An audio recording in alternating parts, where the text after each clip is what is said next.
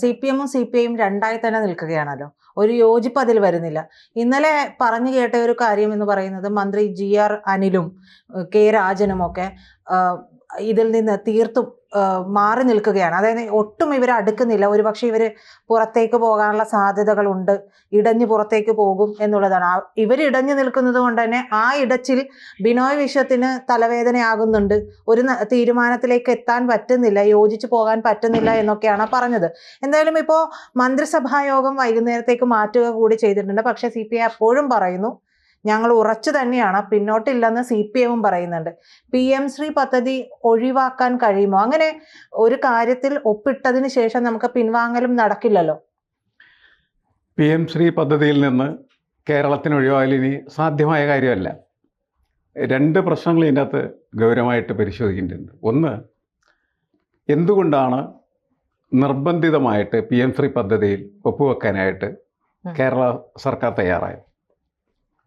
2021 തന്നെ ഈ നമ്മളുടെ സംവിധാനങ്ങളിലേക്ക് വലിയ മാറ്റം വരുത്തിയിട്ടുണ്ടായിരുന്നു. നമ്മുടെ ഗവേണൻസ് എന്ന് പറയുന്നത് കമ്പ്യൂട്ടറൈസ് ചെയ്യുകയും അങ്ങനെ കമ്പ്യൂട്ടറൈസ് ചെയ്യുന്ന സമയത്ത് ഒന്ന് പ്രധാനമന്ത്രിയുടെ ഒരു സോഫ്റ്റ്വെയറും മറ്റൊന്ന് അതാത് സംസ്ഥാനങ്ങളുടെ ട്രഷറി സോഫ്റ്റ്വെയറാണ്.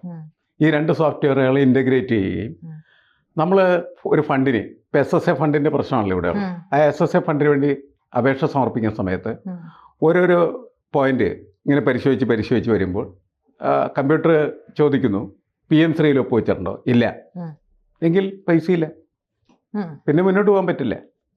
കാരണം അതേപോലെ നമ്മുടെ ഫിനാൻഷ്യൽ സ്ട്രക്ചർ മാറ്റിക്കഴിഞ്ഞിരിക്കുകയാണ്.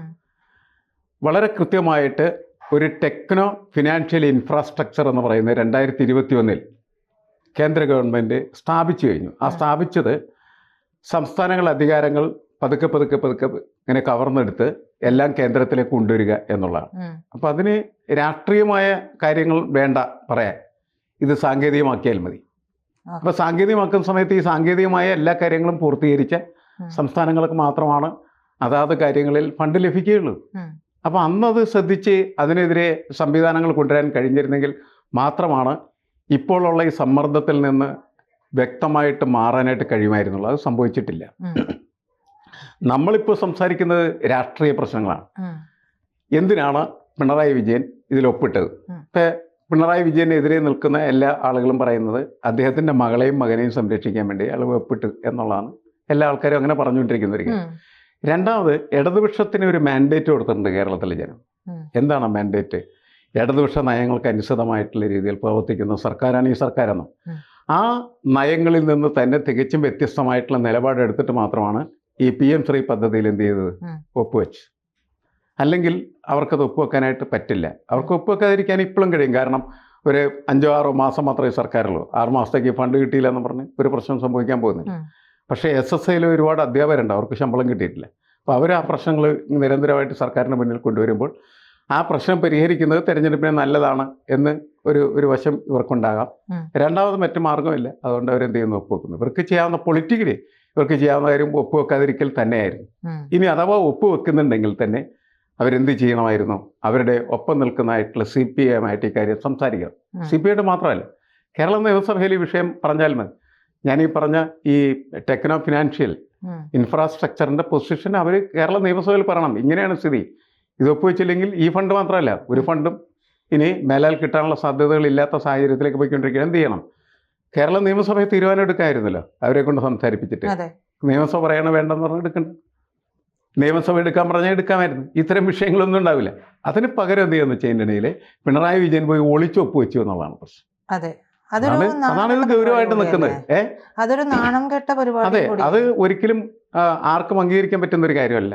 അതാണ് യഥാർത്ഥത്തിൽ CPM ഇപ്പോൾ വന്നിരിക്കുന്ന പ്രതിസന്ധി എന്നാണ് ഞാൻ മനസ്സിലാക്കുന്നത്. ഈ ഒളിച്ചുവെപ്പുകൾ എന്ന് പറയുന്നത്. സത്യത്തിൽ അങ്ങനെയാണെങ്കിൽ എന്തിനായിരിക്കണം ഇത്തരത്തിൽ മാഷ് പറഞ്ഞ ഒരു കാര്യം മുൻപിൽ കിടക്കുന്നുണ്ടല്ലോ. നിയമസഭ എന്ന് പറയുന്ന സംവിധാനം ഇതെല്ലാം തുറന്നു പറച്ചിലുകൾ കൂടി സ്ഥലമാണ്, അവിടെ പറയേണ്ട കാര്യമുള്ളൂ. അതെ, അത് പറയാവുന്നതേ ഉള്ളൂ. അവിടെ പോലും പറയാതെ, ഘടകകക്ഷിയായിട്ടുള്ള CPI-യോട് പോലും പറയാതെ ഇത് ഇങ്ങനെ ഒരു തീരുമാനം എടുക്കുമ്പോൾ CPI ഉന്നയിക്കുന്ന ആരോപണവും കൃത്യമാണല്ലോ.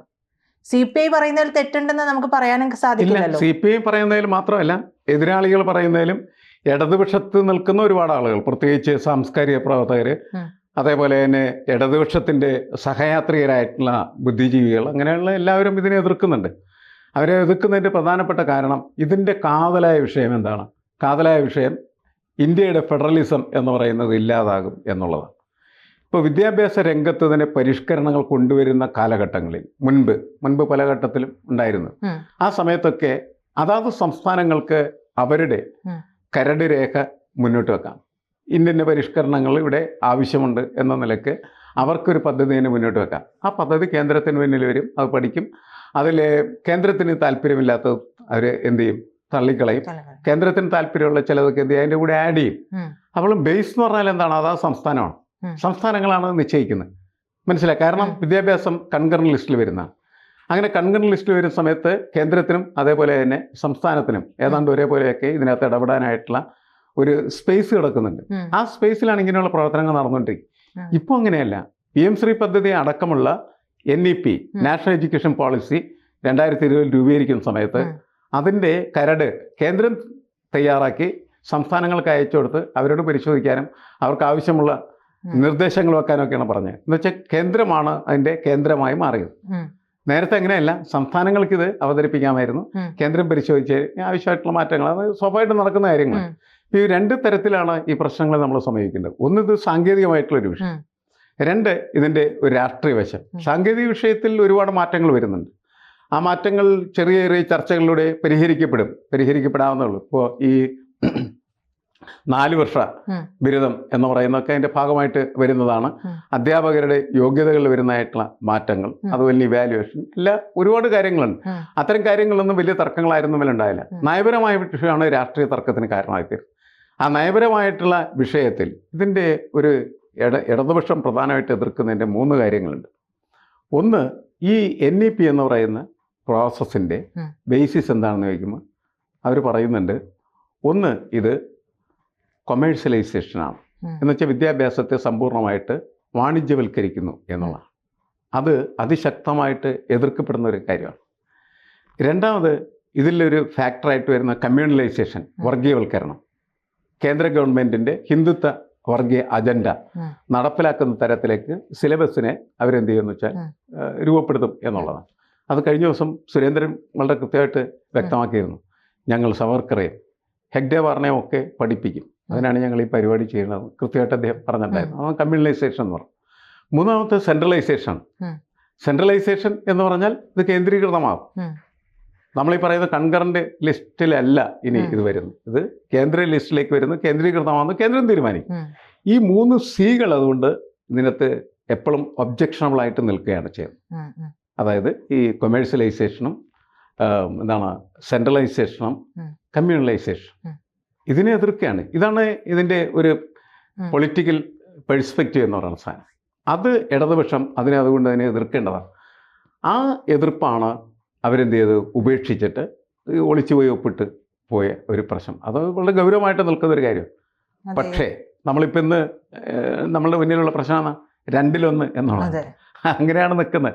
2-1 എന്ന് പറയുന്നതിൻ്റെ ശബ്ദം കുറേ കൂടി ഉയരാൻ കാരണം എന്ന് വെച്ചാൽ രാവിലെ 10 മണിക്കാണല്ലോ സാധാരണ മന്ത്രിസഭാ യോഗങ്ങളൊക്കെ നടക്കും. അങ്ങനെയാണ് ഇന്നും നടക്കുമെന്ന് കരുതപ്പെട്ടിരുന്നത്. പക്ഷേ അത് പെട്ടെന്ന് ഇന്നലെ നമ്മളറിയുന്നു മാറ്റിവെച്ചു. വൈകുന്നേരം 3 മണിയിലേക്ക് പോകും. അതുവരെ ചർച്ചകൾ ഉണ്ടാവും പലതരത്തിലുള്ള ചർച്ചകളൊക്കെ നടക്കും. അതിനൊരു ചെറിയ പ്രശ്നമുള്ള എന്താണെന്ന് വെച്ചാൽ പൊളിറ്റിക്കൽ അതിൻ്റെ കാര്യത്തിൽ CPI ക്ലിയറാണ്.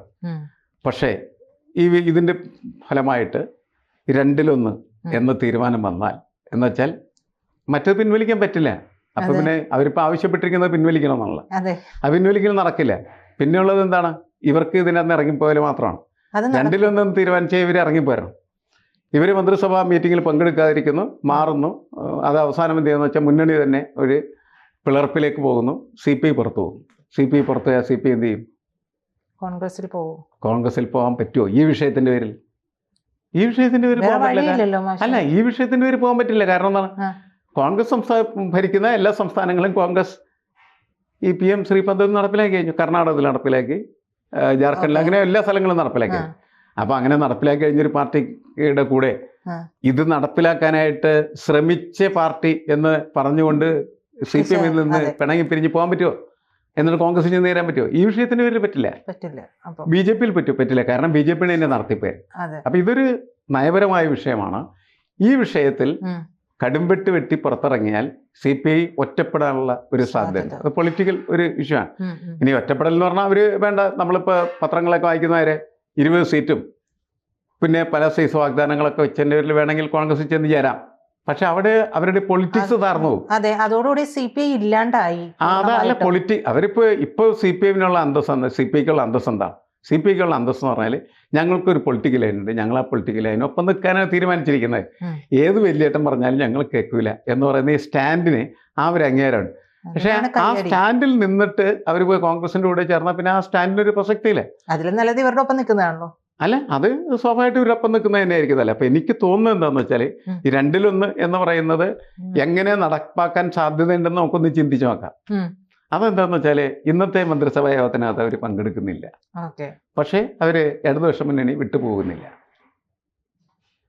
മനസ്സിലായി? അതായത് ഞങ്ങൾ ശക്തമായിട്ട് ഞങ്ങളുടെ എതിർപ്പ് പ്രകടമാക്കുന്നു, ഞങ്ങളുടെ രാഷ്ട്രീയ നിലപാടിൽ നിന്ന് ഞങ്ങൾ മാറുന്നില്ല. പക്ഷേ ഞങ്ങളുടെ രാഷ്ട്രീയ മുന്നണി എന്ന് പറയുന്നത് ഇടതുപക്ഷ ജനാധിപത്യ മുന്നണിയാണ്, അതുകൊണ്ട് അതിൻ്റെ ഒപ്പം നിൽക്കുന്നു എന്ന് പറയുന്ന ഒരു വളരെ അന്തസ്സുള്ള ഒരു പൊസിഷൻ എടുത്ത് വേണമെങ്കിൽ CPIക്ക് നിൽക്കാം. എന്ത് സംഭവിക്കുമെന്ന് നമുക്ക് 3 മണിക്ക് ശേഷം അല്ലെങ്കിൽ ഒരു 5-6 മണി നമ്മളെ അറിയാനായിട്ട് പറ്റും. കാത്തിരിക്കാം. കൂടുതൽ വാർത്തകളും വിശേഷങ്ങളും നിങ്ങളിലേക്ക് എത്താൻ ABC മലയാളം സബ്സ്ക്രൈബ് ചെയ്യുക, ബെൽ ബട്ടണും അമർത്തുക.